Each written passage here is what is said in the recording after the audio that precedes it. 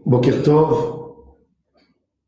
On a mentionné hier la question des Mefarshim, pourquoi il est écrit Bo el Paro, et on aurait dû dire Lech el Paro, vache et Paro. C'est la question du Zohar à Kadosh. En réalité, le Zohar aurait pu poser cette question dans d'autres plaies, comme par exemple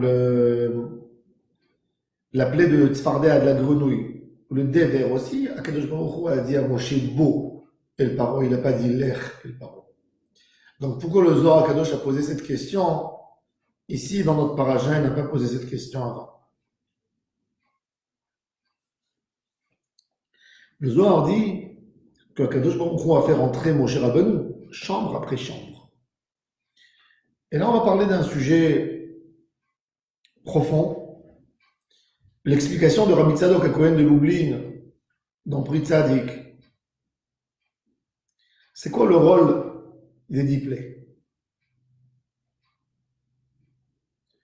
Alors, Akadosh Baruch Hu a créé le monde avec 10 fois il a dit qu'il se passe ceci, qu'il se fait ceci, etc. 10 fois. Vous voyez, Elohim Yehi, comme qui est écrit dans la Mishnah, dans Pirkei Avot, Ba'asara Ma'amarot Nivra Ha'olam.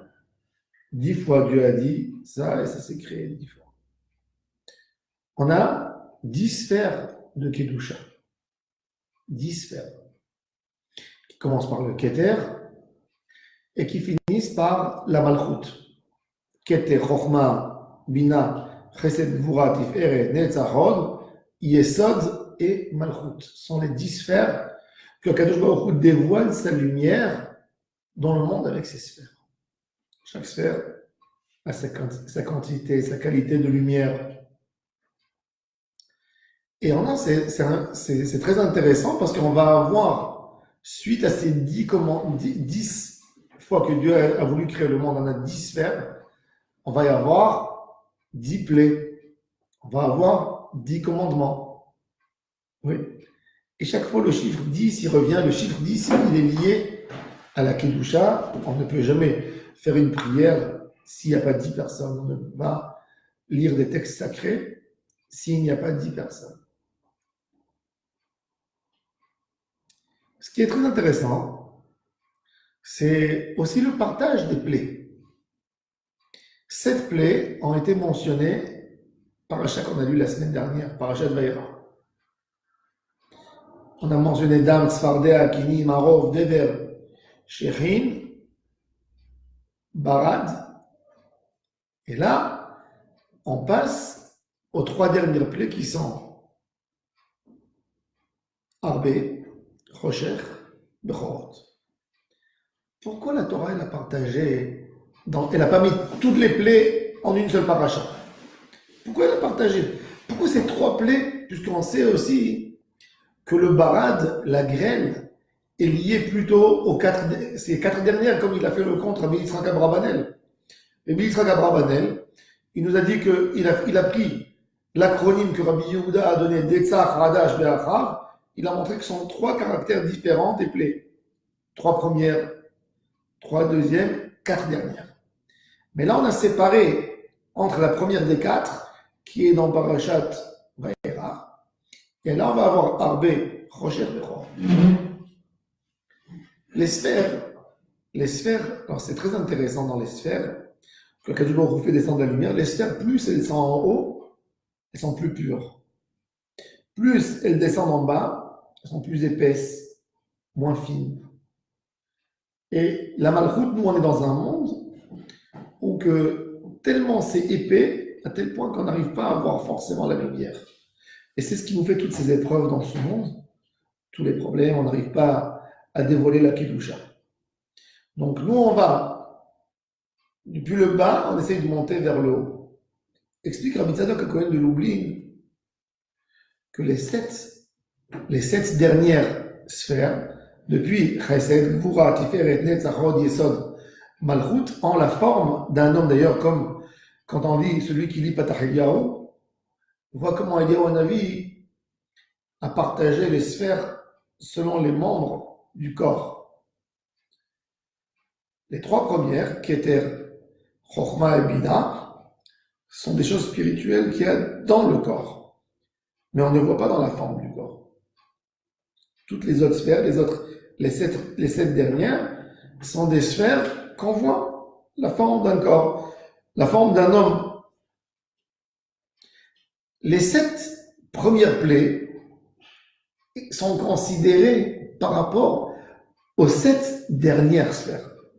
C'est-à-dire que Makat Dam, qui était la première plaie, la première des plaies, elle est considérée comme la sphère de la Malchut, qui est la plus basse. Ça veut dire le plus bas niveau de la dominance de Dieu dans le monde. Dieu a montré, je domine le monde, pour vous montrer, petite chose, un petit promo, la plaie, tout va devenir du sang.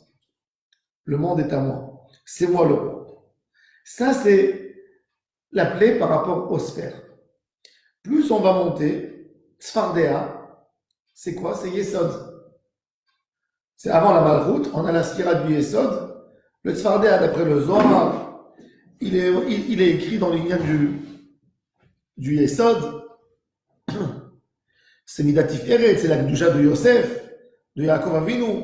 Et c'est pour ça que c'est écrit, Boel Paro, même dans la plaie de Tzfardéa, essaie de faire entrer la Gdusha dans Israël. Mais dans chaque plaie qui est venue sur les Égyptiens, il avait un rôle pas pour punir les Égyptiens. Surtout pour enlever à Israël d'une des portes de la Touma et de les rapprocher à Hashem Yitbarach. Chaque plaie, elle frappe les Égyptiens, en même temps, elle donne à Israël un outil d'Emouna. Encore une Emouna. Elle leur dévoile quelque chose de nouveau dans Akadosh Baruch Hu qu'ils ne savaient pas. Les esclaves, ils étaient perturbés dans ces années d'esclavage, etc. Donc, chaque plaie, elle va les renforcer, les faire entrer dans la Kedusha. Et ainsi de suite. Donc, les 7 plaies, les premières, elles ont complété, elles ont commencé de la Malchut, elles sont montées au Yesod.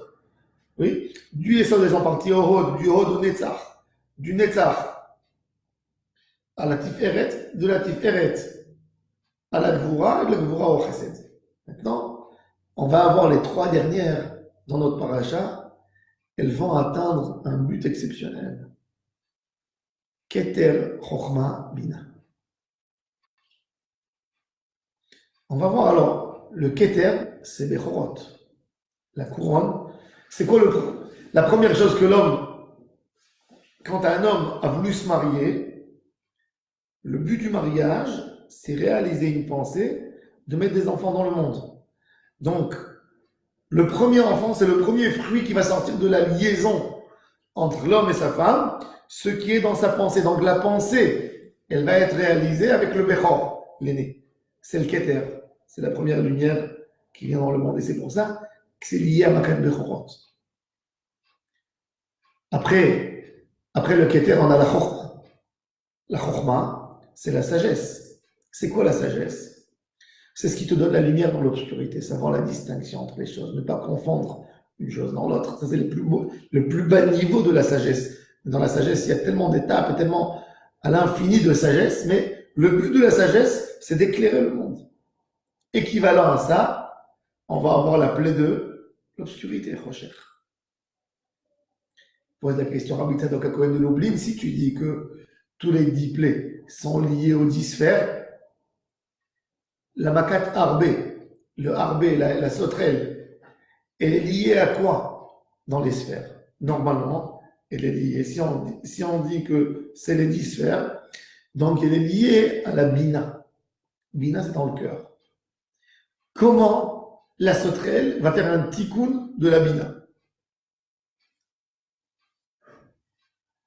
Alors il dit, tous les êtres humains, ils ont besoin de 22 lettres pour se prononcer. A, B, C, D, E. Tu as besoin de 22 lettres. Les c'est raciste. Oui, bon, on a les finales, oui. Mais on a des lettres, il y a des lettres elles ont à peu près la même, comme en hébreu, on a 22 lettres de la Torah Tosha. Les animaux, pour exprimer quelque chose, quand un animal veut appeler son fils, quand il veut exprimer une douleur, quand il veut crier, quand il veut éloigner un ennemi, lui aussi, il aura besoin il aura besoin de quelques lettres pour se prononcer dans les consonnes. Par exemple, le tarnégol, le coq, comment il s'appelle dans le langage de la Torah? Kara. Kara Agever. Pourquoi Kara? Parce qu'il fait coq, coq, coq, coq, coq. Oui. Donc il s'appelle Kara Agever. Il y a un oiseau qui s'appelle Raham, qui s'appelle Shrakrak. Oui. Les autres, les autres volailles, comment on appelle? Tzif-tzouf en faute. Pourquoi? Parce qu'ils font tzif, tzif, tzif, tzif, tzif. Donc, ils utilisent les lettres tzadik et p. L'autre, il utilise le kouf et le resh. Etc. Chaque animal a ses lettres, ses propres lettres qu'il utilise. Quelles sont les lettres que les sauterelles utilisent? Il dit Rabbi Tzadok et Cohen de Lublin au nom du Rabbi de Kotsk qu'ils utilisent sa mère et sa mère. C'est ce qu'ils font. Sa mère. Ils utilisent la lettre sa mère. Maintenant, c'est quoi la lettre sa mère? C'est très intéressant. Sa mère, c'est la bina. Il est écrit, vous savez que dans le Hashri Yoshve Betecha, on a l'ordre de toutes les lettres. On a le Aleph, le Bet, le Gimel. Il nous manque une lettre. Laquelle? Nun. Il n'y a pas de Nun. Il n'y a pas. Il n'y a pas de Nun. Le Odia Livnana Voda, Malchutra, Malchut Kol Olamim, ou même Shadlecha Bechol Davado. Au lieu d'avoir maintenant un Nun, directement on passe au Samer. Somer Adonai, Lechol Anoflim. Pourquoi? Parce qu'il y a un très mauvais texte qui a été écrit sur la nation d'Israël. Nafla, Lotosif Kum Betulat Israël. Le peuple d'Israël est tombé. Ce sera très très dur pour se relever. David Amelech, pour ne pas souhaiter du mal à Israël, il a effacé complètement la lettre Nun. Mais quand même, il a dit Somer Adonai, Dieu renforce et soutient Lechol Hanofelim, le Nofel, le Nun qui a été Nafla, Lotosif, il l'a remis dans sa place. Mais le Samer, c'est quelque chose qui va remettre quelque chose dans son endroit. Dans le Olam Hazé, aujourd'hui, dans nos époques à nous de la galoute, Hashem Yitbarach, il est souffrant. Il se comporte comme un vieux qui a besoin du soutien. Dans la galoute, il n'est pas dans toute sa forme, dans toute sa splendeur, dans toute sa grandeur, Hashem Yitbarach. Il est ganouz, il est caché. Il cache une lumière extraordinaire. Et nous, on a besoin de diffuser cette lumière. Cette lumière, elle se prononce avec 4 coins de lumière. Les 4 coins, ils sont composés chacun de 10, et ça nous fait 40. On a Samer et même, le Samer est le même, le Samer qui est Somer Hashem Lechol Anoflim, et la grandeur d'Hashem Yitbarach, c'est 40, les 4 côtés. Si tu les mets ensemble, ça fait 100. Samer, la lettre Samer en chiffre numérique, c'est 60, et même, c'est 40, ça fait 100. 100, c'est quoi? C'est 10, c'est 10 fois 10. 100 000, si tu le partages en 10, ça restera toujours le chiffre 10. C'est une Gdusha qui reste toujours, qui ne se partage pas et qui ne se perd pas. Ça, c'est le chiffre 100 dans la Gdusha. Même s'il se partage, il reste toujours dans des dimensions de Kedusha. Il reste toujours valable pour pouvoir recevoir une Kedusha d'en haut.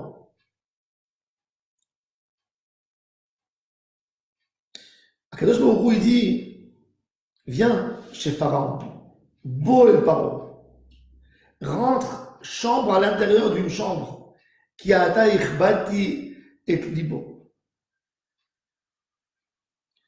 Le lève, et pourquoi c'est très intéressant, les mains Tessaper, très intéressant, Beozne bincha ou ben bincha. La plaie de la sauterelle, c'est celle-là que tu vas raconter. Pourquoi tu ne vas pas raconter à ton fils la plaie du sang, de la grenouille? Pourquoi Dafka dans la plaie de Harbé, il dit les mains Tessaper, Beozne bincha ou ben bincha, et Tasharit alalti b'Mitzrayim. Pourquoi? Pourquoi c'est que dans la plaie de la sauterelle? On est sorti d'Égypte. Mais Asharit Alalti Mitzrayim, elle est écrite que dans la plaie de Harbé. c'est lié à la bina. La bina, c'est les enfants. D'ailleurs, la racine de bina, c'est ben, bana.